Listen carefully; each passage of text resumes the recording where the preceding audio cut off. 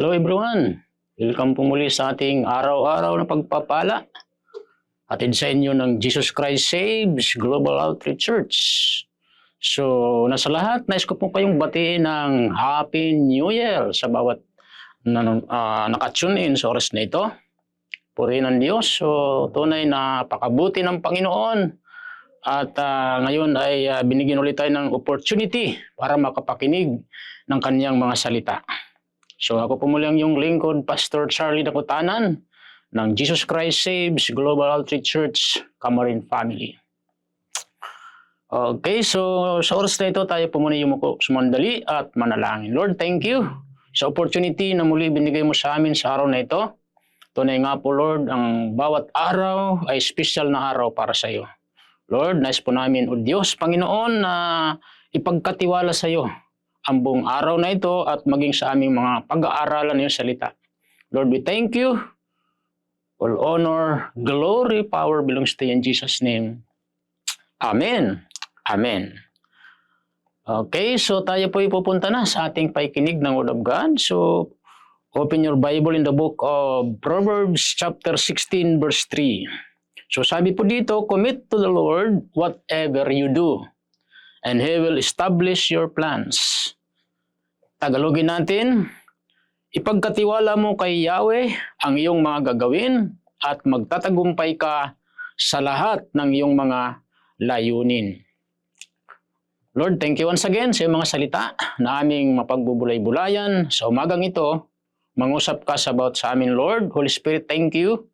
You are our great teacher. Sa oras na ito, Diyos. All honor, glory, power belongs to you in Jesus' name.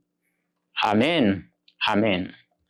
So, I would like to share to you sa oras na ito ang title na aking nice share. Pag-usapan po natin is about starting the year right.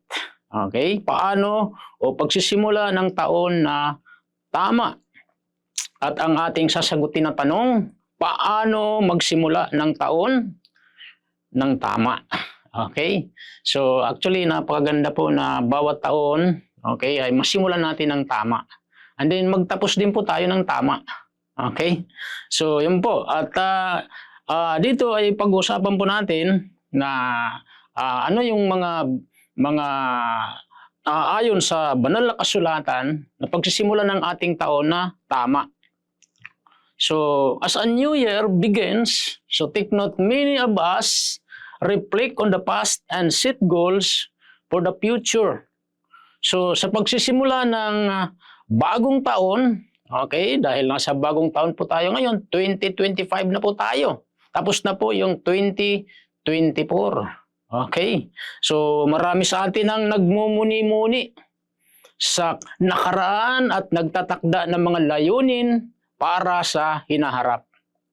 So, it is essential to start the year with a strong spiritual foundation. So, aligning our hearts with God's will. Okay, so napaka-importante po, mahalaga na simulan natin ang taon na may matibay na pundasyon. Siyempre, una sa lahat, sa ating spiritual life, na nakahanay ang ating mga puso at isipan sa kalooban ng Panginoon. Amen. So napakaganda po na ang ating taon ay masimulan natin na nakaugnay ang ating kalooban sa kalooban ng Panginoon. Okay, so ang tanong natin, how to start our year right? Paano tayo magsisimula ng ating taon na tama? So I will give you some practical steps. Okay, practical step to begin the year right. So, supported by the scriptures to help us grow in faith and purpose. So, mga ilang practical na hakbang upang simulan ang taon ng tama. Okay? Na sinusuportahan ng mga kasulatan upang tulungan tayong lumago sa panampalataya at layunin. Okay? So, paano ba tayo magsimula ng tama? Lalo na sa taong ito ng 2025. First is, according sa ating foundation verse, so kung babalikan po natin, so ano po yung sabi po dito sa ating foundation verse, sabi, commit to the Lord whatever you do, and He will establish your plans. Okay? So number 1, how to start our year right? First is, commit your plans to the Lord. Amen? So commit your plans to the Lord. Ihandog ang inyong mga plano sa Panginoon. So napaka-importante ng ating mga plans and goals sa taong ito ay i-commit natin sa Panginoon. Okay? So the first step in starting the year right is to commit our plans and goals to the Lord. Amen? So anumang hakbang ang unang hakbang sa pagsisimula ng taon ng tama ay ihatid ang ating mga plano at layunin sa Panginoon. Take note, by seeking His guidance, we align our desires with His will. So ensuring that our efforts are fruitful.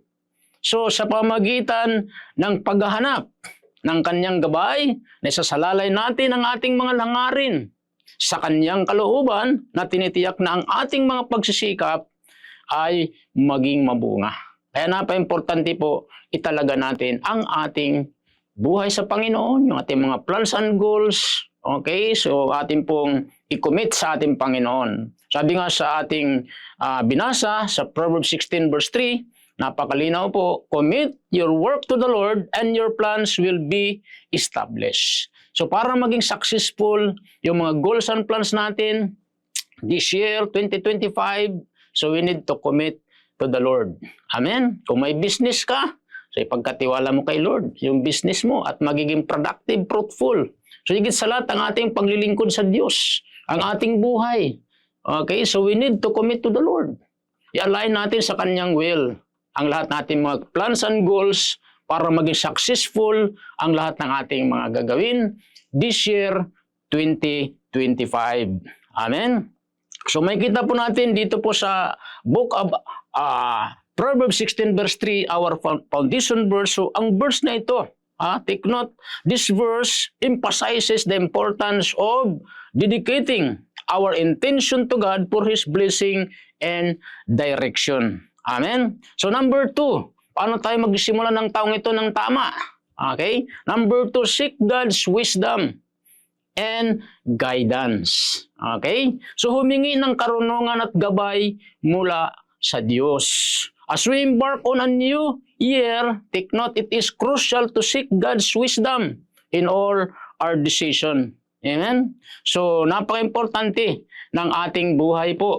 Okay, mga kapatid, sa taong ito ay hanapin natin ang karunungan ng Panginoon. Humingi tayo ng karunungan sa Diyos at gabay mula sa Panginoon. Amen?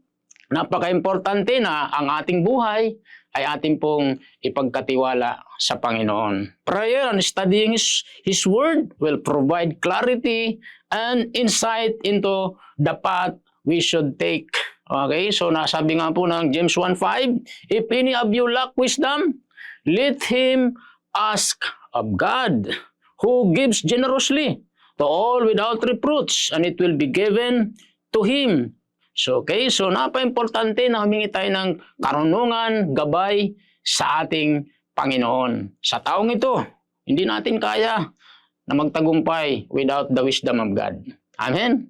Kahit nasabi natin napakatalino natin, hindi po tayo magtatagumpay. Kailangan natin ang wisdom, ang guidance ng Panginoon para ang buhay natin ngayong taong 2025 ay maging fruitful, maging matagumpay, productive. Okay? So pangatlo, dito muna ako magtatapos muna. How to start our year right. Third is set spiritual goals. Okay? So meaning magtakda tayo ng spiritual na layunin. So, in addition to personal and professional goals, we should set spiritual goals that foster our relationship with God. So, bukod sa professional na layunin, dapat tayong magtakda ng mga spiritual na layunin na magpapaunlad ng ating relasyon sa Panginoon. For example, dapat may layunin tayo. For example, babasa mo yung buong Biblia. From Genesis to Revelation, napagandang layunin yun. Na talagang ang ating spiritual life talagang nandoon po, in love tayo, nandoon yung ating longing to read, study, meditate the Word of God. Napakasarap magbasa ng Bible, mga kapatid. So, dapat layunin natin, buong Bible, mabasa natin for the whole year, 2025. Napakasarap. So, actually, ako po, almost paulit-ulit ko lang pong binabasa po ang Bible. So, nandun pa ako nagsimula ako sa Genesis, ngayon, papunta naman ako sa New Testament. Okay? So, malapit ko naman uling matapos po yung buong Biblia. Okay, kaya napaka-importante po ito, mga kapatid. So, napakahalaga rin po ang ating spiritual life.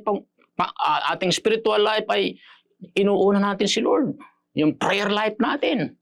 So, lalo natin pinapaigting yung ating prayer life. So, reading the Bible, ang ating prayer life ay lalo natin pinapaigting. So, we need to intensify our reading the Bible, studying the Bible, meditating the Bible, and we need also to intensify our prayer life. Okay? So this year, 2025. Amen?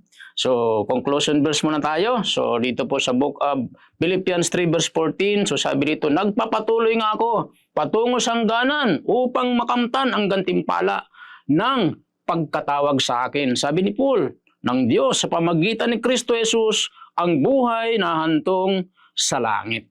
Okay? So take note this verse, Philippians 3 verse 14, encourage us to pursue spiritual growth and maturity as a priority in our lives. Okay? So napaka-importante this year 2025. Kung mayroon tayong mga gandang ginawa noong 2024, ay pwede naman natin ipagpatuloy ngayong 2025. Okay? So, pero kung may mga pangit na mga nangyari sa ating 2024, wag mo natin balikan yun. Okay? So, hindi makakatulong sa atin. Okay? So, we need to pursue. So, kailangan tayo ay magpatuloy patungo sa nais ng Panginoon.